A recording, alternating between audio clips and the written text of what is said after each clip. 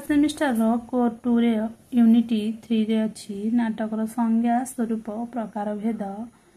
प्रथमे आम नाटक क्या कहुए पढ़ा। नाटक एक अभिनय कला जहाँ मंच माध्यम अभिनय द्वारा दर्शक मानक आनंद दे था नाटक। नाटक एक अभिनय कला। यह साहित्य राज्यर एक मनोरम कलाकृति। काव्य कविता उपन्यास गल्प आदि पढ़ा जाए शुणा जाए। मात्र नाटक एकाधार पढ़ा शुणा और देखा जाए। काव्य कविता उपन्यास पढ़ा जाए शुणा जाए। मात्र नाटक एकाधार पढ़ा शुणा और देखा जाए। तेणु नाटक को एक मिश्र कला कहुए। जीवनर जावतीय संघर्ष और संघात रूप पाए नाटक। जीवनर जावतीय संघर्ष और संघात रूप पाए नाटक। मनीष जीवनर सुख दुख हस कांद आनंद विषादर निर्छक रूप वर्णिल होता है नाटक। मनीष जीवनर सुख दुख हस कांद आनंद विषादर निर्छक रूप वर्णिल होता है नाटक। तेणु नाटक को जीवन महानाटक एक प्रत्यक्ष कला कहुए। नाटक को जीवन महानाटक एक प्रत्यक्ष कला कहुए। मनीषर रहस्य गहन जीवनर बहु अज्ञता तथा यही कला माध्यम कल्लोलित होई उठे। मनीष मनर अंधार गुहार स्वरूप होई उठे। समाज रे मनीष जीवन जेपरी नाना दुख क्लेश आनंद विषाद दे गति करुथाए। नाटक सेहीपरि द्वंद्व संघर्ष मध्य दे गति करी दर्शक को मुग्ध करे। जीवन और समाज नाटक रे यथार्थ भाव फुटी उठे। यह होछि नाटक। तबरे नाटकर संज्ञा। साहित्य जगत रे नाटकर प्राचीनता सर्वजन स्वीकृत। नाट्य शास्त्र रे उल्लेख अछि जे ब्रह्मा 4 वेदरू उपादान संग्रह करी नाटक सृष्टि कले। दृश्य काव्य बा नाटक ऋग्वेदरू कथा सामवेदरू गान चतुर्वेदरू क्रिया बा अभिनय एवं अथर्ववेदरू रस एही 4टी विषय को नहीं ब्रह्मा नाटक सृष्टि कले। नाट्यशास्त्र रे उल्लेख अछि कि ब्रह्मा 4 वेदरू उपादान संग्रह करी नाटक सृष्टि कले। ऋग साम यदु अर्थव ऋग्वेदरू कले ऋग्वेदरू कथा आनिले सामवेदरू गान आनिले यजुर्वेदरू क्रिया आनिले बा अभिनय आनिले अथर्ववेदरू रस एही 4टी विषय नहीं ब्रह्मा रचना कले नाटक। इंद्रंक बसंत उत्सव अवकाश रे ताहा अभिनीत होइतिला होई नाटक प्रति दृष्टि आकर्षण कला। इंद्रंक बसंत गाथा अवसर रे रचित होइतिला। नाटकर दृश्य और अभिनय प्रमुख अटे। नाटक रे दृश्य और अभिनय यह होछि प्रमुख। नाटक संपर्क रे आलोचक मानकर मत। पाणिनिक मतरे नट धातुरू नाटकर उत्पत्ति। पाणिनि तांको मत दे कहिसंती कि नट धातुरू नाटकर उत्पत्ति। प्राच्य भूखंडर मनीषी आलंकारिक मन्मट नाटकर संज्ञा निरूपण करी कहिसंती काव्यर विभव और अनुभव गीतयुक्त होई नट द्वारा अभिनीत हेले ताहा नाटक। पाणिनि कहिसंती प्राच्य भूखंडर मनीषी आलंकारिक मन्मत नाटकर संज्ञा निरूपण करी कहिसंती काव्यर विभव अनुभव गीतयुक्त होई नट द्वारा अभिनीत हेले ताहा नाटक।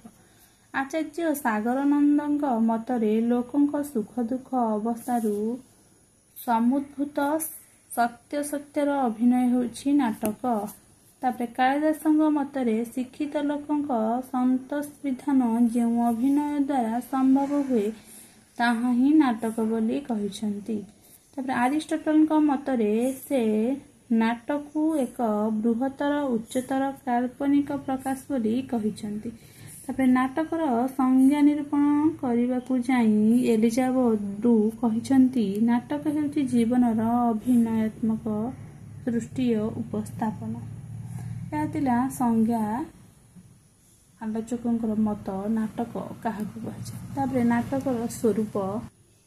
नाटक व्यतीत साहित्य रे समस्त विभाग पाठ्य काव्य कविता गल्प उपन्यास को पठन करी पाठक उपभोग करे। किंतु नाटक दृश्य दर्शनेन्द्रिय द्वारा ନାଟକର ଅଭିନୟ ଦେଖି ଦର୍ଶକ ଆମୋଦିତ ହୁଏ। ତେଣୁ ପାଶ୍ଚାତ୍ୟ ସମାଲୋଚକ ମର୍ଜରୀ ବୋଲ୍ଟନ୍ ନାଟକ ସମ୍ପର୍କରେ ଯଥାର୍ଥରେ କହିଛନ୍ତି, ଏହା ସର୍ବଜନବୋଧ ଏବଂ ସଶ୍ରଦ୍ଧ ଲୋକପ୍ରିୟତାର ଅଧିକାରୀ। ଜୀବନକୁ ବାସ୍ତବ ନିଖୁଣ ଭାବରେ ରୂପାୟିତ କରିଥିବାରୁ ଏହା ଗଣମାନସକୁ ବିଶେଷ ଭାବରେ ଆକୃଷ୍ଟ କରିଥାଏ। ତେଣୁ ଏହାକୁ କେତେକ ଶ୍ରେଷ୍ଠ ଗଣତନ୍ତ୍ର ଭାବରେ ଗ୍ରହଣ କରିଥାନ୍ତି। ଏହା ଏକ ଧାରାରେ ପଠନୀୟ ଓ ଦର୍ଶନୀୟ ମଧ୍ୟ। ନାଟକ ଏକ ଜୀବନ୍ତ କଳା। ଏହାର ସଫଳତା ପ୍ରମାଣିତ ହୁଏ ରଙ୍ଗମଞ୍ଚରେ। ତେଣୁ ଏହା ପୁସ୍ତକ ଆକାରରେ ଗଚ୍ଛିତ ନ ହୋଇ ରଙ୍ଗମଞ୍ଚରେ ଅଭିନୀତ ହେବା ଉଚିତ। ନାଟକ ଏକ ପୁସ୍ତକ ଆକାରରେ ଗଚ୍ଛିତ ନ ହୋଇ ରଙ୍ଗମଞ୍ଚରେ ଅଭିନୀତ ହେବା ଉଚିତ। ନାଟ୍ୟକାର ନାଟକଟିଏ ରଚନା କରି ସାରିବା ପରେ ତାହାକୁ ମଞ୍ଚସ୍ଥ କରାଇବାକୁ ଯତ୍ନବାନ ହୋଇଥାଏ।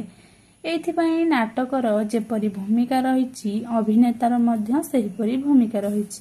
କିନ୍ତୁ ଅଭିନେତାଙ୍କ ଦ୍ୱାରା ଅଭିନୀତ ନାଟ୍ୟକାରଙ୍କ ନାଟକକୁ କିଏ ଉପଭୋଗ କରିବ ଯଦି ଦର୍ଶକ ଅଭାବ ରହେ?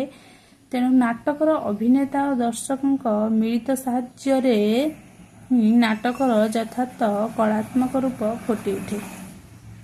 ନାଟକର ଶିଳ୍ପଗତ ସୁଷମା ଓ କଳାଗତ କୌଶଳ ସହଜସାଧ୍ୟ ନୁହେଁ, ଖୁବ୍ କଠିନ। କାବ୍ୟ କବିତାରେ କବି ନିଜର ଆବେଗକୁ ରୂପ ଦେଇଥାଏ। ଏହି ସମୟରେ ତା ଆଗରେ କୌଣସି ରଚନାଗତ ସର୍ତ୍ତ ନଥାଏ। ନିଜର ଭାବାବେଗକୁ କବିତାରେ ପ୍ରକାଶ କରି ପାଠକକୁ ଆମୋଦିତ କରିବାର ଉଦ୍ଦେଶ୍ୟ ତାର ଥାଏ। ସେହିପରି ଉପନ୍ୟାସ, ଗଳ୍ପ ଆଦିରେ କଥାକାର ସମାଜ ଓ ମାନବ ଜୀବନର ବିଭିନ୍ନ ଅଂଶକୁ ଆଲୋକିତ କରିଥାଏ। ନିଜର ଅନୁଭୂତି ଓ ଅଭିଜ୍ଞତାର ଉପଭୋଗରେ ସେ ପାଠକର ମନୋରଞ୍ଜନ କରିବାକୁ ଯତ୍ନବାନ ହୋଇଥାଏ। ଏଥିପାଇଁ ତା ସମ୍ମୁଖରେ କୌଣସି ଅଙ୍କୁଶ ନଥାଏ କି ସର୍ତ୍ତ ନଥାଏ। ତେଣୁ ସେ ସ୍ୱାଧୀନ ଭାବରେ କାହାଣୀ ପରେ କାହାଣୀ ଲେଖିଥାଏ। ମାତ୍ର ନାଟକର ନିମନ୍ତେ ଏ ପ୍ରକାର ସ୍ୱାଧୀନତା ନଥାଏ। ତା ସମ୍ମୁଖରେ ରହିଥାଏ ଅନେକ ସର୍ତ୍ତ, ଅନେକ ନିୟମ ଓ ଅନେକ କଟକଣା। ଏହି ନିୟମକୁ ଆଧାର କରି ସେ ନାଟକ ରଚନା କରେ। ନାଟକର ବିଷୟକୁ ସଂଳାପ ଜରିଆରେ ଚରିତ୍ର ମୁଖରେ ବର୍ଣ୍ଣନା କରେ। ଦର୍ଶକ ମନରେ ଉତ୍କଣ୍ଠା ସୃଷ୍ଟି କରିବା ପାଇଁ ନାନା କଳାକୌଶଳ ଅବଲମ୍ବନ କରି ଦର୍ଶକଙ୍କ ମନରେ ମତାମତ ପ୍ରତି ସେ ମଧ୍ୟ ସଚେତନ ରହେ ଓ ନାଟକ ମଞ୍ଚୋପଯୋଗୀ ପ୍ରତି ଯତ୍ନବାନ ହୁଏ। ଜଣେ ନାଟ୍ୟକାର। ନାଟକ ହେଉଛି ମୁଖ୍ୟତଃ ଜୀବନର କାହାଣୀ। ସେଥିରେ ସଫଳତା ଅଛି, ବିଫଳତା ଅଛି। ନାଟକ ହେଉଛି ମଣିଷ ଜୀବନର କାହାଣୀ। ସେଥିରେ ସଫଳତା ଅଛି, ବିଫଳତା ବି ଅଛି, ପରାଜୟ ଅଛି, ଜୟ ବି ଅଛି, ଆନନ୍ଦ ଅଛି, ବିଷାଦ ଅଛି, ଦୁଃଖ ଅଛି, କଷ୍ଟ ଅଛି, ସୁଖ ବି ଅଛି। ନାଟକ ସହିତ ସମ୍ପୃକ୍ତ ମୁଖ୍ୟ ଚାରିପକ୍ଷ ନାଟ୍ୟକାର, ନିର୍ଦ୍ଦେଶକ, ଅଭିନେତା ଏବଂ ଦର୍ଶକ ମାନଙ୍କ ଜୀବନବୋଧର ସୂକ୍ଷ୍ମତାକୁ ନେଇ ନାଟକର ବିସ୍ତାର। ଏହା ଯେତେ ବାସ୍ତବ ହେବ, ନାଟକଟି ସେତେ ରସାତୀର୍ଣ୍ଣ ହୋଇପାରିବ। ପୁଣି ନାଟକ ଶିକ୍ଷାପ୍ରଦ ହେବା ଉଚିତ। ନାଟକରେ କିଛି ଶିକ୍ଷଣୀୟ ଗୁଣ ଥିବା ଦରକାର। ଗଳ୍ପ, ଉପନ୍ୟାସ, କାବ୍ୟ, କବିତାର ପାଠକ ଉପରେ ଯେତେ ପ୍ରଭାବ ଥାଏ, ନାଟକ ପ୍ରଭାବ ଦର୍ଶକ ଉପରେ ଥାଏ ତାଠାରୁ ବେଶୀ। ନାଟକର ପ୍ରଭାବ ଦର୍ଶକ ଉପରେ ବେଶୀ ଥାଏ ଗଳ୍ପ, ଉପନ୍ୟାସ ଠାରୁ। ତେଣୁ ନାଟକରେ ଶିକ୍ଷଣୀୟ କଥା ରହିବା ଉଚିତ। ନାଟକରେ କିଛି ଶିକ୍ଷଣୀୟ କଥା ରହିବା ଉଚିତ। ଉଚ୍ଚକୋଟୀର ନାଟକ ସମାଜକୁ ସୁସ୍ଥ କରେ। ଉଚ୍ଚକୋଟୀର ନାଟକ ସମାଜକୁ ସୁସ୍ଥ କରେ, ଶୃଙ୍ଖଳାରେ ବାନ୍ଧିଦିଏ, ସାମାଜିକ ମଣିଷକୁ ଉତ୍ତମ ନାଗରିକ ଭାବରେ ସାହାଯ୍ୟ କରେ। ତେଣୁ ଏ ଧରଣର ନାଟକ କାଳଜୟୀ ହେବା ସ୍ୱାଭାବିକ। ତାପରେ ନାଟକର ପ୍ରକାର ଭେଦ। ପ୍ରାଚ୍ୟ ମତରେ ନାଟକ ହେଉଛି ଦୃଶ୍ୟକାବ୍ୟ ଏବଂ ଅଭିନୟ ଯୋଗ୍ୟତା ହେଉଛି ଏହାର ପ୍ରଧାନ ଲକ୍ଷ୍ୟ ପ୍ରାଚ୍ୟ ମତରେ। କିନ୍ତୁ ପାଶ୍ଚାତ୍ୟ ଜଗତରେ ଏପରି କେତେକ ନାଟକ ରଚିତ ହୋଇଛି ଯେଉଁଗୁଡ଼ିକ କେବଳ ପଠନୀୟ, ଅଭିନୟ ଯୋଗ୍ୟ ନୁହେଁ। ଏ ପ୍ରକାର ନାଟକର ସଂଳାପ ବେଶ୍ କାବ୍ୟଧର୍ମୀ ଓ ସାହିତ୍ୟ କଳା ସୁଷମା ମଣିତ। ଏଗୁଡ଼ିକୁ ସାହିତ୍ୟିକ ନାଟକ ବା ପଠନୀୟ ନାଟକ କୁହାଯାଏ। ମାତ୍ର ନାଟକ କହିଲେ ସାଧାରଣତଃ ଅଭିନୟ ପାଇଁ ଉପଯୁକ୍ତ ହୋଇଥିବା ନାଟକକୁ ବୁଝାଏ। ଅଭିନୟ ଯୋଗ୍ୟତା ଯେଉଁ ନାଟକରେ ଥାଏ ତାହା ମଞ୍ଚ ନାଟକ ଭାବରେ ପରିଚିତ। ଯେଉଁ ନାଟକରେ ଅଭିନୟ ଯୋଗ୍ୟ ଥାଏ ତାହା ମଞ୍ଚ ନାଟକ ଭାବରେ ପରିଚିତ। ନାଟକର ବିଷୟବସ୍ତୁକୁ ଆଧାର କରି ନାଟକର ପ୍ରକାରଭେଦ ମଧ୍ୟ କରାଯାଇଥାଏ। ଆଧୁନିକ କାଳରେ ଅଭିନେତା ହେଉଥିବା କେତେକ ବିଷୟଭିତ୍ତିକ ନାଟକ ସମ୍ପର୍କରେ ଏଠାରେ ଉଲ୍ଲେଖ କରାଯାଇପାରେ। ସେଗୁଡ଼ିକ ହେଉଛି ଆମର ପୌରାଣିକ ନାଟକ। ରାମାୟଣ ମହାଭାରତ ଆଦି ଅଷ୍ଟାଦଶ ପୁରାଣର ପୃଷ୍ଠଭୂମି ଓ ବିଷୟବସ୍ତୁକୁ ନେଇ ରଚିତ ହୋଇଥିବା ନାଟକ ପୌରାଣିକ ନାଟକ ରୂପେ ପରିଚିତ। ଏପରି ନାଟକର ଉଦ୍ଦେଶ୍ୟ ଅତୀତର ଆଧ୍ୟାତ୍ମିକତା ଆଲୋକଛଟାରେ ବର୍ତ୍ତମାନକୁ ଉଦ୍ଭାସିତ କରିବା।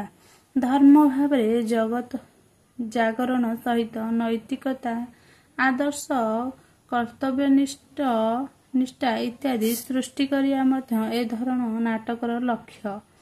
ପୁରାଣର କୌଣସି ବିଷୟ ବା ଚରିତ୍ରକୁ ନେଇ ନାଟକ ଲେଖାଗଲାବେଳେ ନାଟ୍ୟକାର ମଧ୍ୟ କଳ୍ପନା ବଳରେ ସେ ସମୟକୁ ଲକ୍ଷ୍ୟ ରଖି କେତେକ ଘଟଣା ଓ ଚରିତ୍ର ସଂଯୋଗ କରନ୍ତି।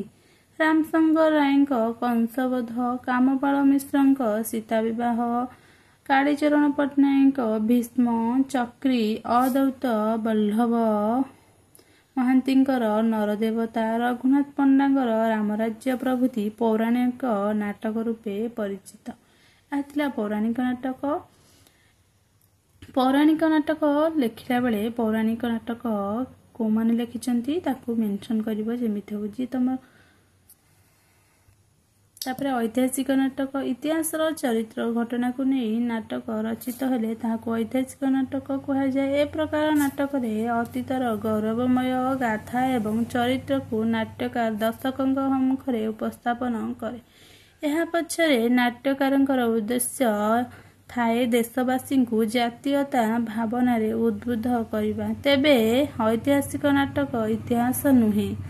ଐତିହାସିକ ନାଟକର ଭାଷା ଓ ସଂଳାପ ହୋଇଥାଏ ଗୁରୁ ଗମ୍ଭୀର।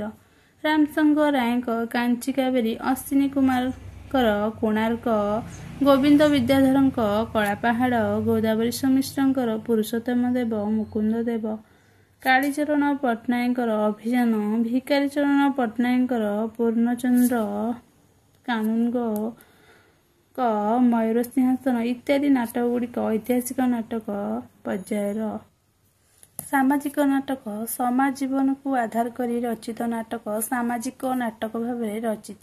ଆଧୁନିକ କାଳରେ ଏହି ସାମାଜିକ ନାଟକର ଆଦର ଜନସମାଜରେ ଗଭୀର ଭାବରେ ରଚିତ।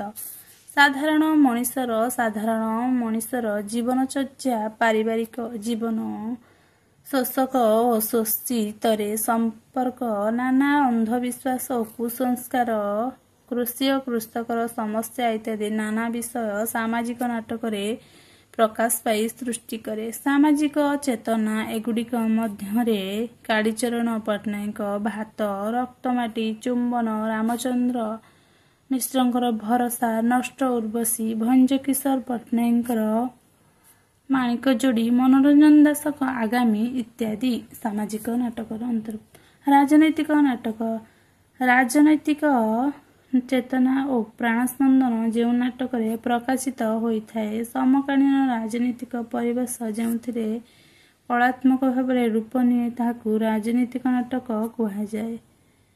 ଏ ପ୍ରକାର ନାଟକରେ ରାଜନୀତିକୁ ଦେଶ କଲ୍ୟାଣ ତଥା ସମାଜ କଲ୍ୟାଣ ପାଇଁ ନ ଲଗାଇ ବ୍ୟକ୍ତିଗତ ସ୍ୱାର୍ଥ ପାଇଁ କିପରି ଲଗାଯାଏ ତାହା ପ୍ରତି ବ୍ୟଙ୍ଗାତ୍ମକ ଭାବ ପ୍ରକାଶ କରିଥାଏ। ଗୋପାଳ ଛୋଟରାୟଙ୍କ ପରକଲମ, ମନୋରଞ୍ଜନ ଦାସଙ୍କ ଅଗଷ୍ଟନ, ଅବରୋଧ, ବିଜୟ ମିଶ୍ରଙ୍କ ଜଣେ ରାଜା ଥିଲେ ଇତ୍ୟାଦି ଏହି ଧରଣର ନାଟକ। ତାପରେ ମନସ୍ତାତ୍ତ୍ୱିକ ନାଟକ। ଯେଉଁ ନାଟକରେ ମଣିଷର ଅବଚେତନ ମନର ରହସ୍ୟକୁ ଉନ୍ମୋଚନ କରାଯିବା ନିମନ୍ତେ ପ୍ରଯତ୍ନ କରାଯାଏ ତାହାକୁ ମନସ୍ତାତ୍ତ୍ୱିକ ନାଟକ କୁହାଯାଏ। ଏହି ନାଟକ ବହିର୍ଜଗତରେ ବିଷୟ ଉପରେ ଆଦୌ ଗୁରୁତ୍ୱ ନିଏ ନାହିଁ, ମାତ୍ର ମନୋଜଗତର ଦ୍ୱନ୍ଦ୍ୱ ସଂଘାତ ଉପରେ ଗୁରୁତ୍ୱ ପ୍ରଦାନ କରିଥାଏ। ए धरणर नाटक अनेक समय आदर्शवादी नाटकर विरुद्धाचरण करिथाए। मनोरंजन दासଙ୍କ अरण्य फसल, महोदधि, बनहंसी, रमेश पाणिग्राहीଙ୍କର ଧୃତରାଷ୍ଟ୍ରଙ୍କର ଆଖି, विजय मिश्रଙ୍କର ଶବବାହକ ମାନେ ଇତ୍ୟାଦି। ତାପରେ ପରୀକ୍ଷାଧର୍ମୀ ନାଟକ ପାଶ୍ଚାତ୍ୟ ପ୍ରଭାବ ଯୋଗୁଁ ଭାରତୀୟ ନାଟ୍ୟ ସାହିତ୍ୟରେ ନାନା ପ୍ରକାର ପରିବର୍ତ୍ତନ ଦେଖାଯାଇଛି। ପୁଣି ବହୁବିଧ ପରୀକ୍ଷା ନିରୀକ୍ଷା ମଧ୍ୟ ଦେଇ ସାମ୍ପ୍ରତିକ ଭାରତୀୟ ନାଟକ ଏବଂ ଏହି ପରିପ୍ରେକ୍ଷୀରେ ଓଡ଼ିଆ ନାଟକ ଗତି କରିଛି। ଫଳରେ ସୃଷ୍ଟି ହୋଇଛି ନୂତନ ପରୀକ୍ଷାଧର୍ମୀ ନାଟକର ଭାବସତ୍ତ୍ୱ।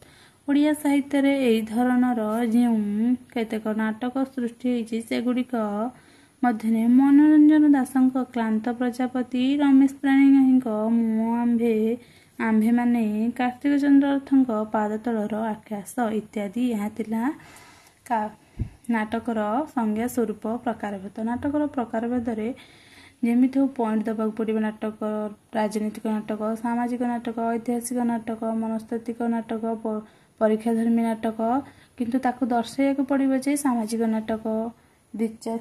ଚାରି ଜଣଙ୍କର ନାଟକକାରଙ୍କ ନାଁ ଲେଖି ତାଙ୍କ ନାଟକ ଲେଖିବ। କେଇ ଜଣ ସାମାଜିକ ନାଟକ ଲେଖିଛନ୍ତି, ପରୀକ୍ଷାଧର୍ମୀରେ ଲେଖିବ, ରାଜନୈତିକରେ ଲେଖିବ, ମେନସନ୍ କରିବ ଯେମିତି ହଉ। ଏହା ଥିଲା ନାଟକର ସଂଜ୍ଞା ସ୍ୱରୂପ ପ୍ରକାରଭେଦ। ପୂର୍ବ ଭିଡ଼ିଓରେ ନାଟକ ବିଷୟରେ ସର୍ଟ ଭିଡ଼ିଓରେ କହିଥିଲି, ମୁଁ ଲଙ୍ଗ ଭିଡ଼ିଓରେ ନାଟକର ସଂଜ୍ଞା ସ୍ୱରୂପ ପ୍ରକାରଭେଦ ଭଲସେ ବୁଝେଇବି ବୋଲି କହିଥିଲି। ତାପରେ ମୁଁ ପୂର୍ବ ଭିଡ଼ିଓରେ ଏକାଙ୍କିକାର ସଂଜ୍ଞା ସ୍ୱରୂପ ପ୍ରକାରଭେଦ ଉପରେ ଭିଡ଼ିଓ ବନେଇବି।